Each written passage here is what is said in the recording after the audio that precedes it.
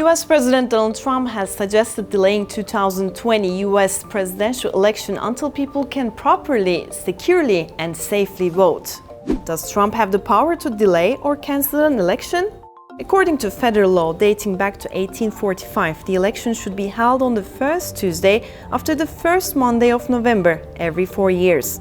In this case, the next election should take place on November 3rd, 2020, and Trump can't simply postpone or cancel the upcoming election all by himself. He can't even do that with an executive order, which could be enforced under a national emergency or even if he declared martial law.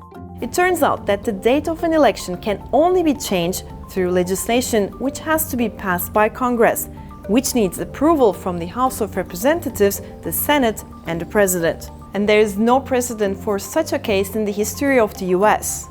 What happens if the election is cancelled or postponed? The US Constitution mandates that the new Congress must be sworn in on January 3rd. Trump's term expires at midday on January 20, 2021, and the new president's term must begin on the same day.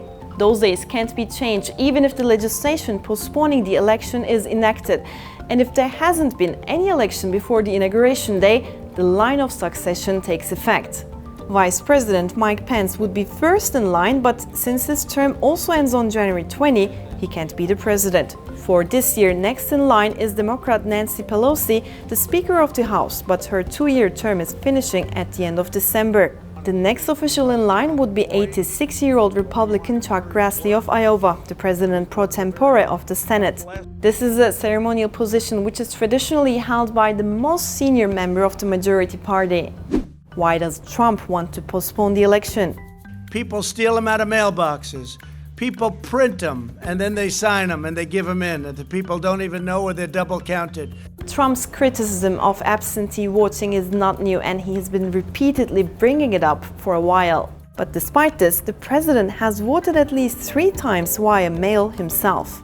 25% of voters used mail-in voting back in the 2016 presidential elections, and due to the coronavirus, this ratio is expected to double for the 2020 election. This will be, in my opinion, the most corrupt election in the history of our country. Trump says universal mail-in voting is bad, while absentee voting is good. But absentee ballots and mail-in ballots are the same thing, just used differently by different states. Is it possible to have fake mail ballots? The Brennan Center for Justice says it's more likely for an American to be struck by lightning than to commit mail voting fraud. A growing number of states are turning to mail-in voting due to risks of virus exposure at in-person polling locations. And so the precautions to address fraud concerns have also been increasing. Ballots are invalid if they're not printed on a specific kind of paper. Identity verification, barcodes, secure drop-off locations, and signature checking are among other measures to prevent fraud.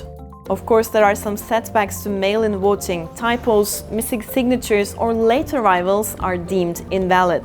But despite this, it still increases the overall voter turnout. For instance, the total turnout of primaries in Iowa for this year was 24%, up from 15% in the 2016 primaries.